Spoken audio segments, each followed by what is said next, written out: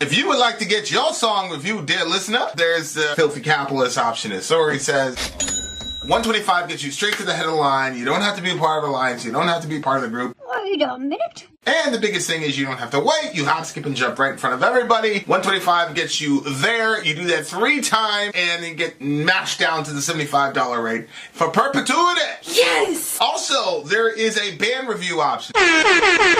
So if you've got a band and you're trying to get your band some exposure, hit me up at insori@gmail.com, and I'll show you the details about how to pull that off. You can also jump on Patreon, and there is a option on the tiers to be able to get your band reviewed. Yep. Obviously, we can't lie to you, so we can't guarantee a positive review. Get what you get. It's just rubbish. Rubbish. Rubbish. That's British for garbage. My favorite is the community option. $1 at the gate gets you in a Patreon. You get to join an alliance. The alliance joins their points together, and that helps determine what songs that we do. The alliances hang out on Discord. Message me on Patreon to get the link. And they do all kinds of other cool things. They do Minecraft, Dungeons and Dragons. Yeah. It's really a community within the community. Anybody can go on the village, facebook.com/VillageXchange. There's 160,000+ people on the channel. What's cool about the Discord is that it offers a real opportunity for community connection, friendship, that type of thing. And it's on Discord, so if you're not a Facebook person, it's for you. You start off at $1. Right. Plus you get exclusives. Sori and I are working on a song. So the first 15 seconds of that was on Patreon. Also, at $15 tier and above, when we actually debut the video, they're going to be there live with us. There you are, dear listener. Buy our merch. Buy our merch indeed. It's all I'll leave them. To buy our merch. Yes, dear listener. Yes, dear listener. Yes, dear listener. The last song on our stream tonight, we have a little intro here, is from the big homie Metal Cat, obviously. He says, this one is dedicated, to the two of you and the village.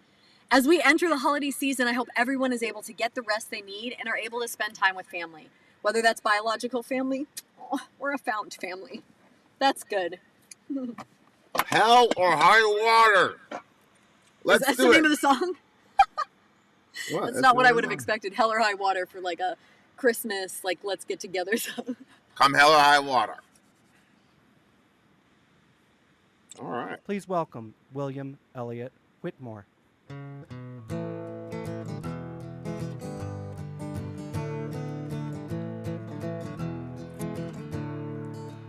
Oh, smoke 'em if you got 'em. Drink your glasses to the bottom and toast me on another year.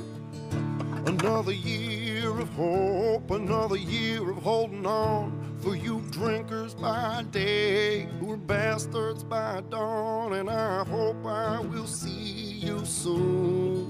And I'll be home come hell or high water. And I know I will see you soon.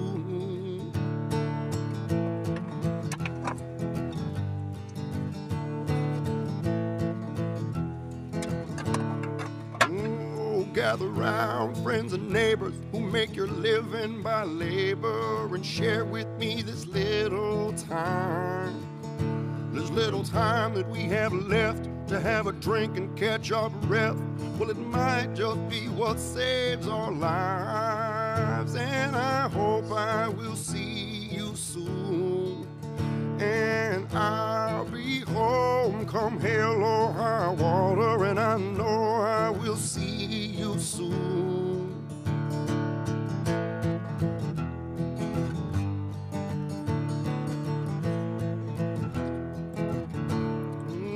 Oh, smoke 'em if you got 'em. Drink your glasses to the bottom and listen to the howling dogs. And oh, how it pleases me to be in such company. And I'm so glad our paths have crossed.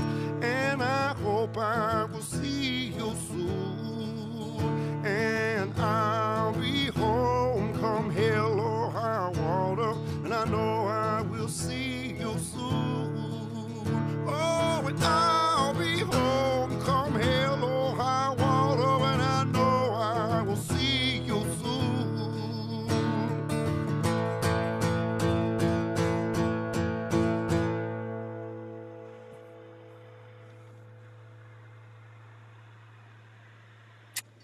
I loved this song. Nicely done, sir. That's from your most recent album, Animals in the Dark. Wait. Yeah. Thank you for having me on here. I want to thank you for this. This is a real honor. Well, it's a tremendous pleasure to have you here. Aw. Aw, I liked that. That's interesting. Very sweet young man. Yeah. Okay. I love this song. It was so... The simplicity of it. Yeah, but it was like simple and familiar and like close to home and made me think of heaven. And obviously the song being dedicated to us in the village is just cool because like we're all here, you know? Yeah, man. Watching that Neanderthal documentary was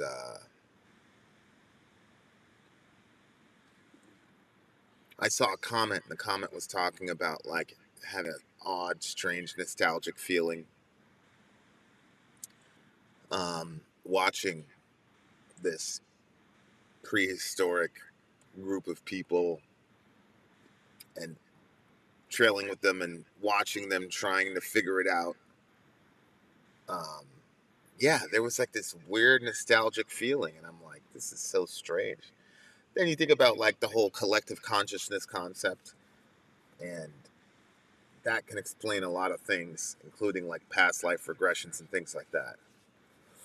If you just think about like the world being surrounded by like the collective conscious thoughts and experiences of the entire human family, and sometimes those things leak into the experience of somebody else. And so on. But like the simplicity of this song is very moving to me because my mind is anything but simple. You know, I'm always thinking about all these other things, and even like even the cool concepts that I love. Like I love it.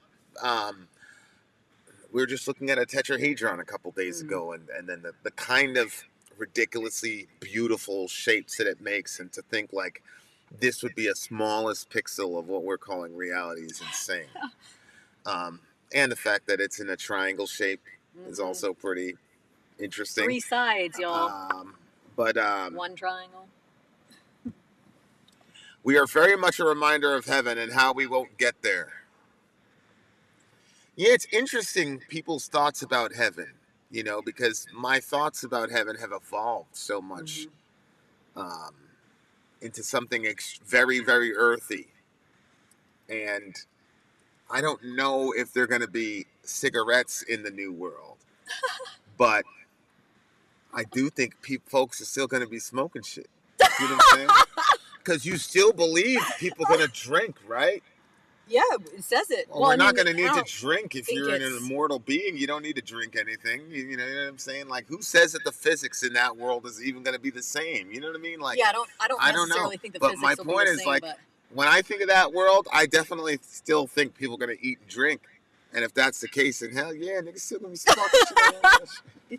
Smoke them if you got them. Yeah, I think that, you know, sometimes we kind of limit what could be based off of what we know. Yeah, because people go, okay, heaven is this place of eternal bliss. Like, I agree with you. Then they come up with some stupid but clouds. then you have to think, like, yeah, but God uses means. God uses secondary and tertiary means to work those miracles. You know what I'm saying? So it's like, yeah, heaven might be a place full of bliss because you have a unlimited supply of fucking, you know, mushrooms or God. I don't know. You know what I'm saying? So that might be the reason you're happy all the time. Well, everybody in heaven might just be high the whole time. I throw in with you because I think it's funny, but I also think that things like getting high or, you know, having that perfect drink that kind of makes you feel a certain way, I think that all of those are meant to show us what some sort of bliss or whatever could be. And obviously, I think that when we meet the divine and we see him face to face, the scripture says we're going to know, we're going to be known just like we're known as. We will know just as we're going to be known like that, and we're going to be able to see everything. It's going to be very clear to us. And I think that when we're in that state, then I will know as I'm fully known. Yeah. Yes, exactly. Right. So when you're in that situation, I think that the experience, because part of the reason people drink and smoke and stuff is it's the experience. You know, you want to feel something different. You want to feel something outside of maybe your current situation or whatever. But I think that we're going to get that experience there, but it's going to be very different than just like, you know what I mean? Like, Yeah. I think that It's kind of tongue in cheek. yeah, I think that being around and learning of the divine is going to be so insane and exciting, and probably even like give you those feelings of being like kind of out of your own space, because it's just going to be crazy. But yeah.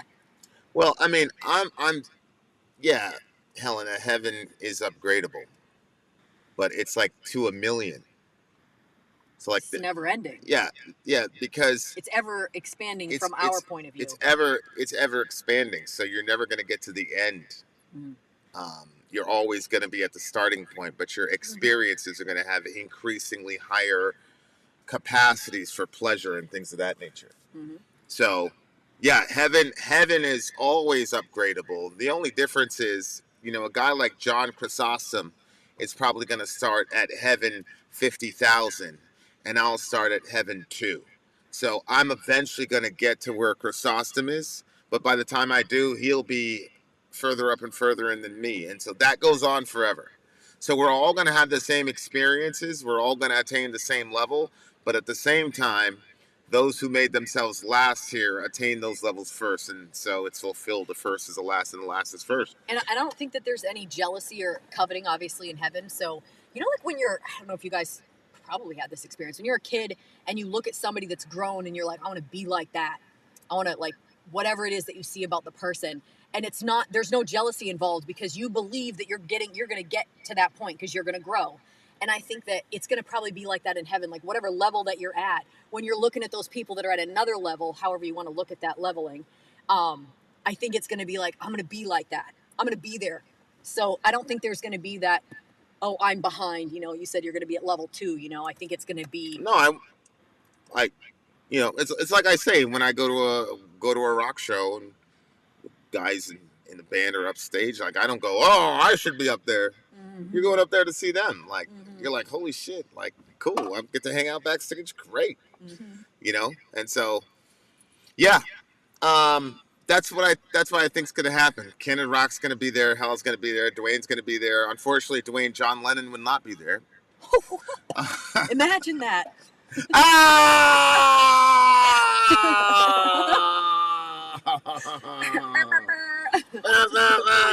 Where did it go? It's gone. On the recycling bin? Oh, bicycle horn. There it goes.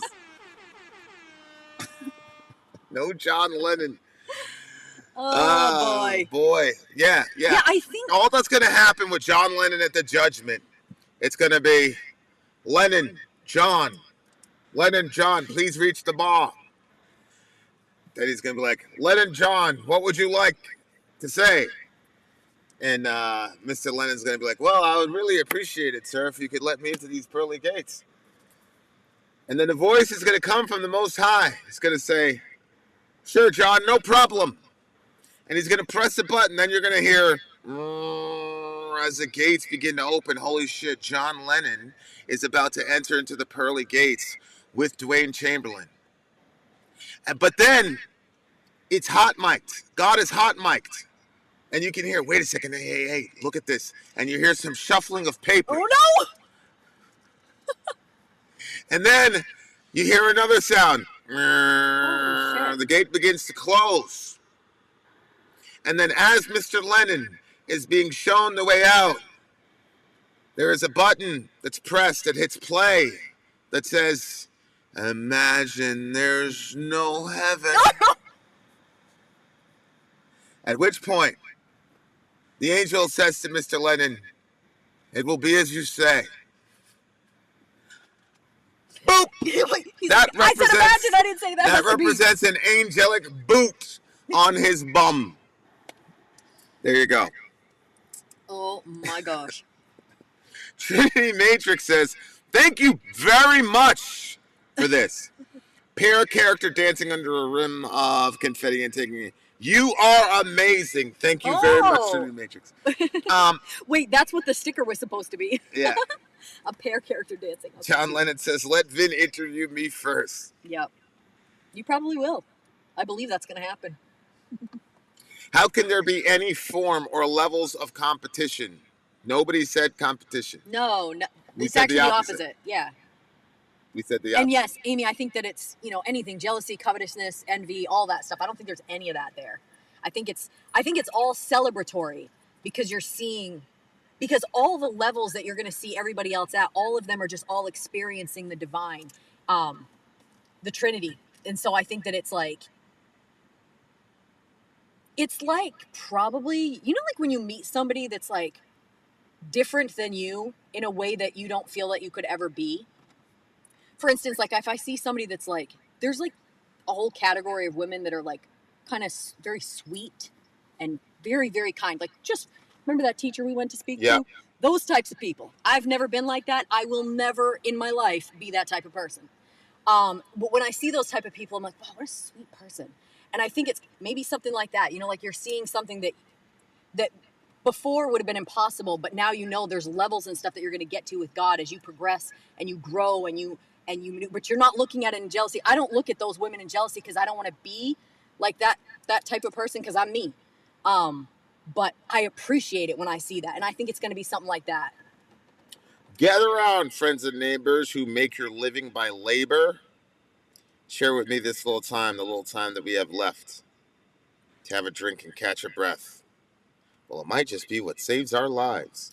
Yeah. That's, I really, really, that line was crazy to me. I really appreciate that. Like those who do labor. Oh, wait. Nope, that's not what I was. Because, I think it was Arturo that says, yeah, sure. Have a hobby. Try having a happy holiday being in the service industry in the holidays. And it's like, yeah, that's true. We were at a someplace, and the girl charged us like 27 cents for the little packets of ketchup, whatever it is. Oh.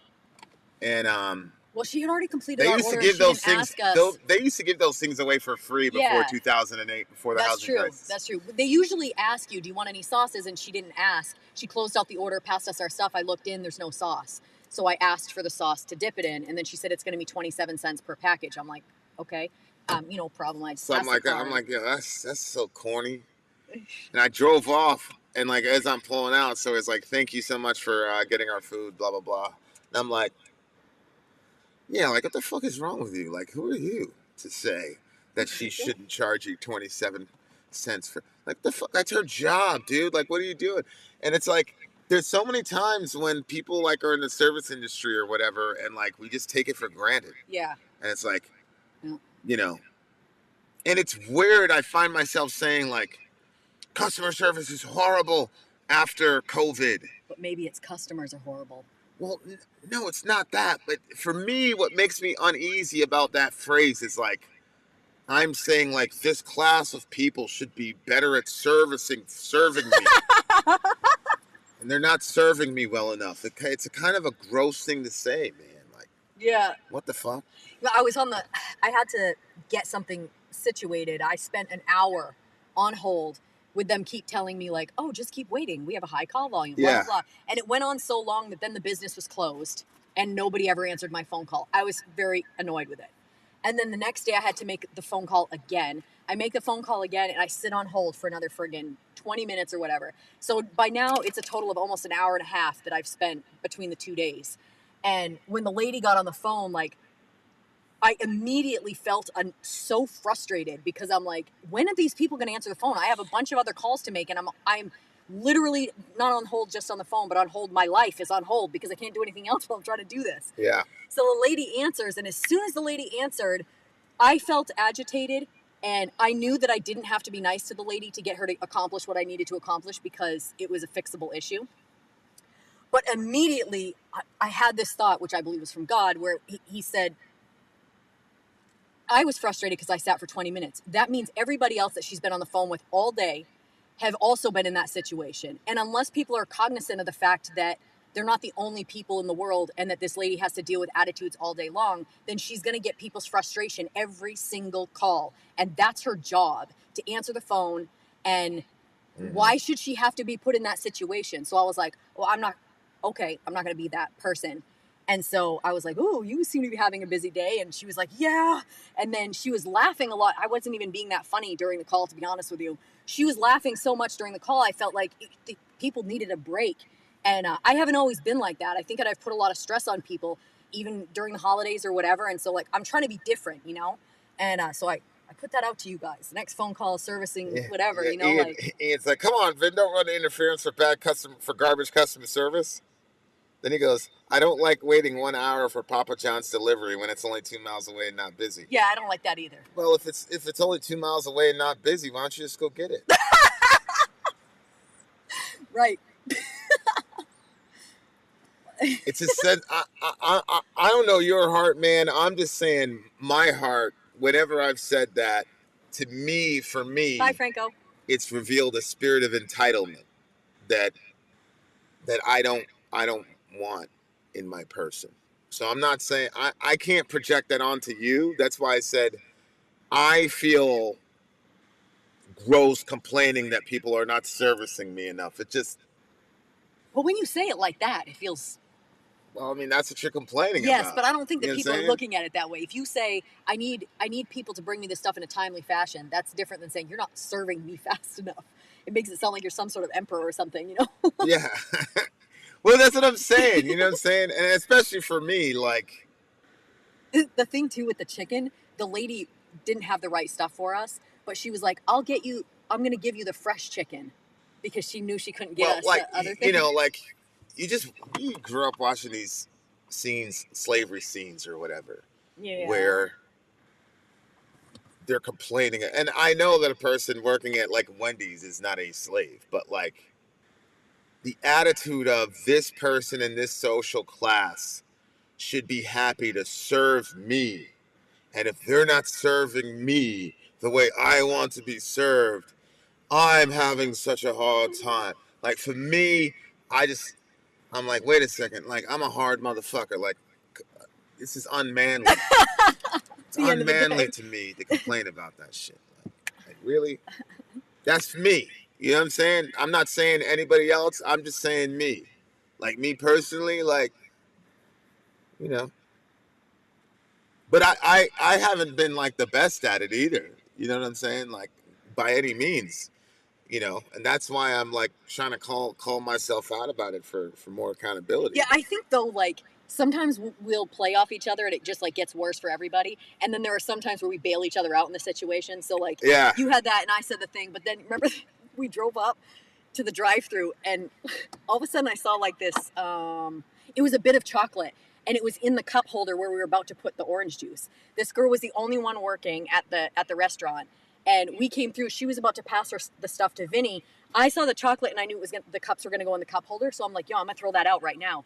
So I tossed it out the door just as the woman is at the window. Our window doesn't open. The door was ajar. So it looked like I was friggin' throwing the chocolate at her, like trash at this woman. And Vinny was like... He looked at me. Yeah. I was like, I wasn't like thinking that through. Yeah. And then he was like, just sit back. And then you like carried on to be friendly with the girl. But I mean, she looked pretty horrified when she looked at me. So I mean, like, there's misses all around. Yeah, like that's all. Like, I do want to read this. So, I've worked at Burger King for years, did recycle garbage collection at college, have some customer service elements for my job now. Always be kind of understanding. Yeah, like for me, it's like,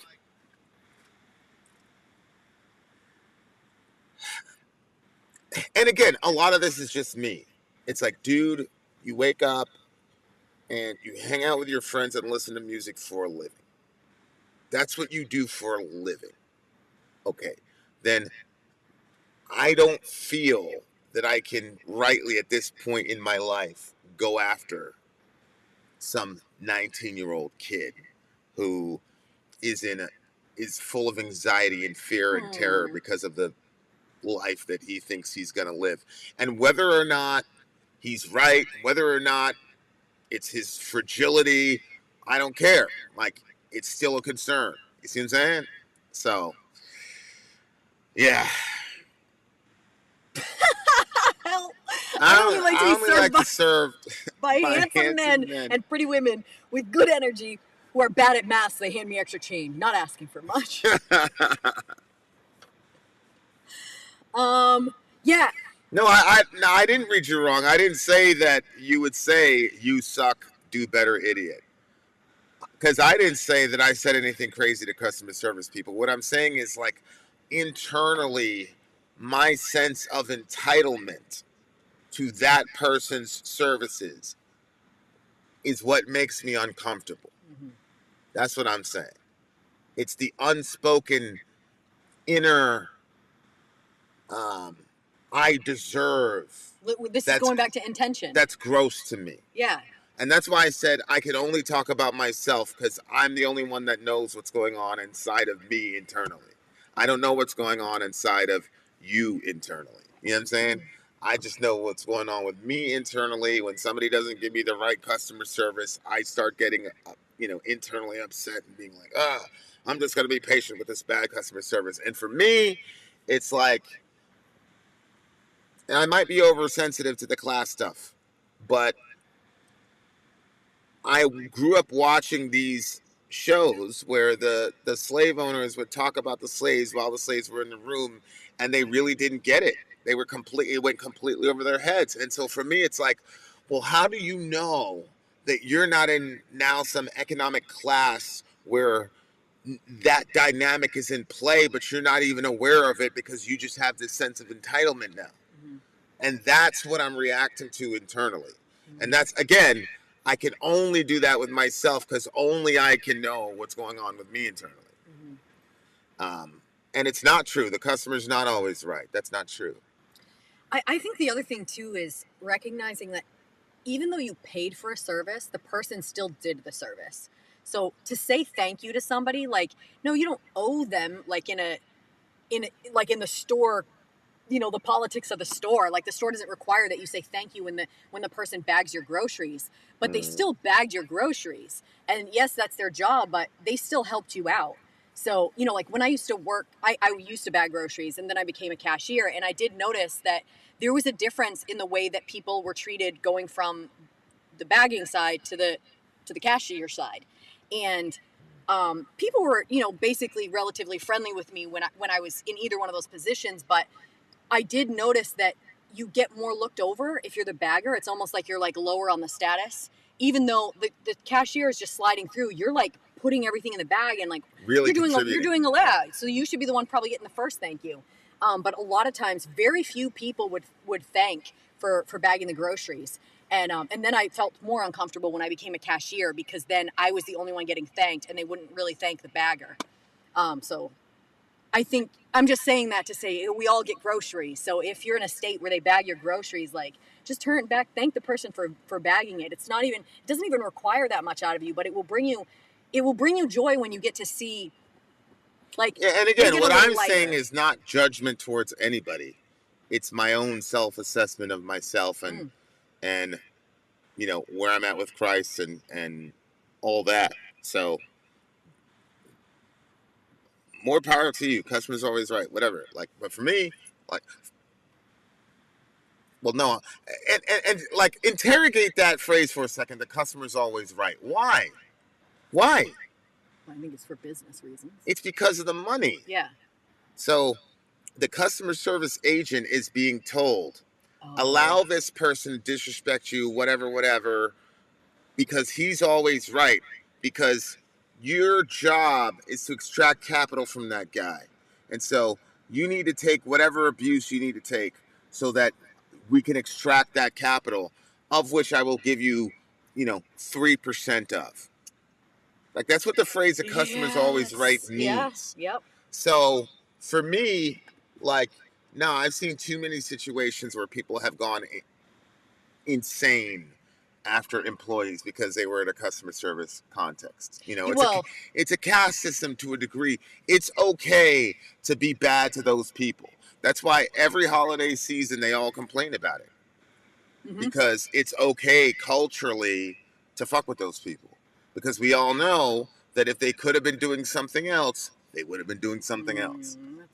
See what I'm saying? And so for me, like, obviously, I'm not going to say it's extreme as slavery.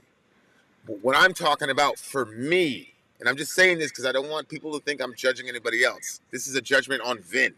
What I'm saying for me is the flavor of that attitude is sour to me.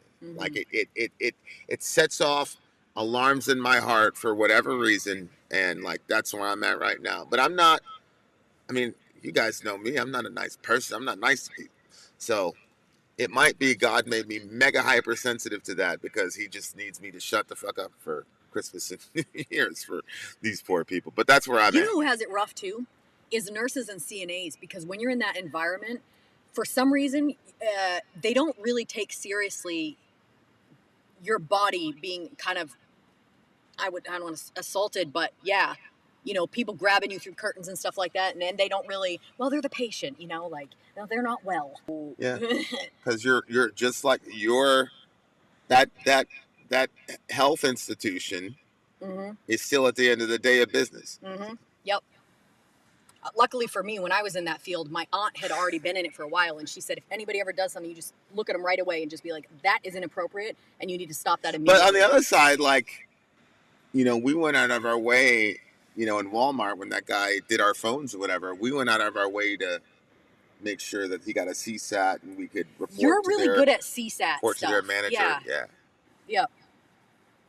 Yeah. Ian, that was a crazy story. I'm not going to post it up on the thing because it was a little bit crazy what they said to you. Holy shit. But yeah, that's insane. Yeah. Ian's one of those people, like, I'm glad I wasn't around when somebody said that shit. Jeez. Like, motherfucker. What is wrong with people? Nobody was killed in the store I worked at, but there were fights.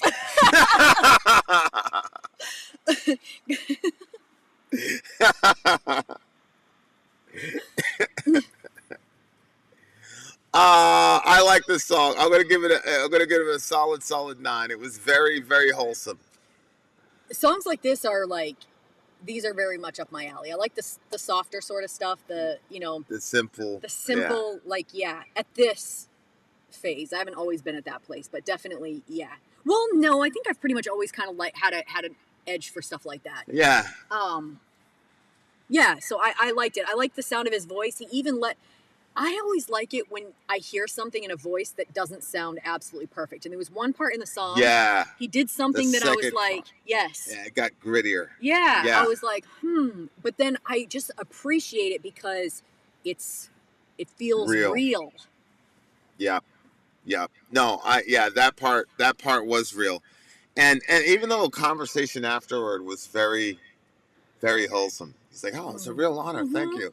That's why I was like, leave it. I need to hear what he's going to say. What'd you give it? This is a 10 for me. I liked it, and it's going on my playlist. And I really liked it, too, because it had that sort of, the messaging to me, my takeaway was friendship, friends, like big group of friends, and the importance of that. Agree. Yeah. Yeah. So I'm waiting for our not our final resting place, but you know what I mean? Like, and then. Yeah, I'm waiting for it. All right, guys. All right. Metal Cat is your DJ. You beautiful people. Shout out to Metal Cat. Thanks for another great stream, Metal Cat. We have a stream tomorrow.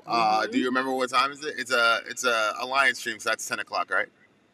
No, it's not an Alliance stream. It's actually Ben. That's why Ben was like, we'll see you tomorrow. Oh, Ben. All right. Yeah, Ben's I believe tomorrow. it's a 6-song stream, and if it's Ben, I believe it starts at 9. Ben, can you just give us a quick message there and tell us what time it's starting at? And you guys, we might be having an Avenged Sevenfold stream coming up. DJ Nick is setting that up for this week, so keep your fingers crossed. If everything works itself out, we'll be also having that stream. Grindcore stream coming in April. We got a lot of stuff coming down the pike for you beautiful people. You should be so excited. Then out. Sori out. Go.